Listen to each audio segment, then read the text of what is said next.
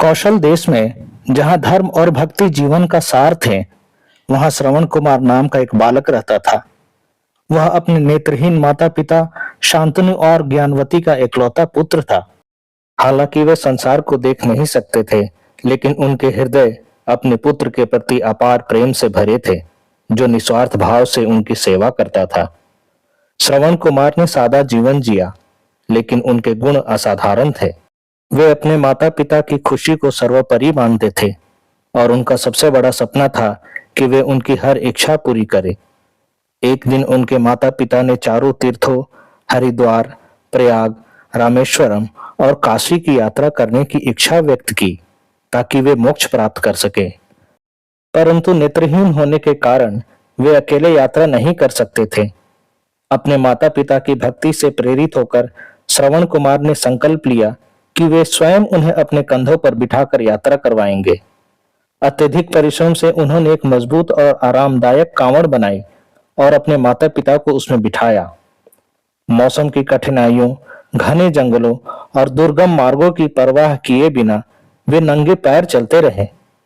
वे भजन गाते हुए यात्रा करते, अपने माता पिता की सेवा में स्वयं के कष्टों को भूल जाते। उनकी यह यात्रा प्रेम और कर्तव्य की अद्भुत मिसाल बन गई। जब श्रवण कुमार अयोध्या के पास एक घने जंगल से गुजर रहे थे, तो वे एक नदी के किनारे रुके ताकि अपने माता पिता के लिए पानी भर सके। जैसे ही उन्होंने नदी में पानी लेने के लिए अपना घड़ा डुबोया, एक दुर्भाग्यपूर्ण घटना घटी। उसी समय अयोध्या के राजा दशरथ जंगल में शिकार कर रहे थे। वे बाण चलाने में अत्यंत कुशल थे और उन्होंने जल में हलचल की आवाज सुनी।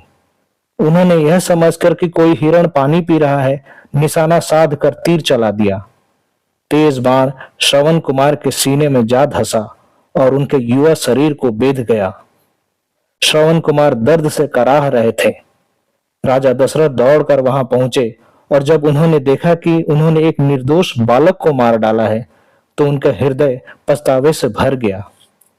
अपनी अंतिम इच्छा लेते हुए श्रवण कुमार ने दशरथ को श्राप नहीं दिया, बल्कि विनम्रता पूर्वक एक निवेदन किया।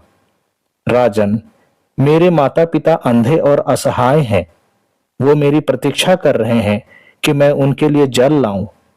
कृपया मेरी अंतिम इच्छा पूरी करें, उन्हें यह जल दें और उन्हें बताएं कि उनका पुत्र अब अपने अंतिम सफर पर जा रहा है। यह सुनकर दशरथ की आंखों में आंसू बहने लगे। वे श्रवण कुमार के माता पिता के पास गए और उन्हें यह दुखद समाचार सुनाया। यह सुनते ही माता पिता शोक में डूब गए। अपने पुत्र वियोग के असहाय पीड़ा में उन्होंने राजा दशरथ को एक भयानक श्राप दिया। जिस तरह हम अपने पुत्र के वियोग में मर रहे हैं, उसी प्रकार एक दिन तुम भी अपने पुत्र के वियोग में तड़पोगे। यह श्राप सत्य साबित हुआ। जब वर्षों बाद राजा दशरथ को अपने पुत्र भगवान श्री राम के 14 वर्षों के वनवास का दुख सहना पड़ा। यद्यपि श्रवण कुमार का जीवन दुखद अंत को प्राप्त हुआ, लेकिन श्रवण कुमार अपनी निस्वार्थ भक्ति और माता पिता की सेवा के प्रतीक बन गए। उनकी गाथा पीढ़ी दर पीढ़ी सुनाई जाती रही, जो अनगिनत लोगों को अपने माता पिता की निस्वार्थ सेवा करने की प्रेरणा देती है। इस प्रकार श्रवण कुमार की यह प्रेरणादायक गाथा हमें प्रेम, त्याग और धर्म के शाश्वत मूल्यों की याद दिलाती है।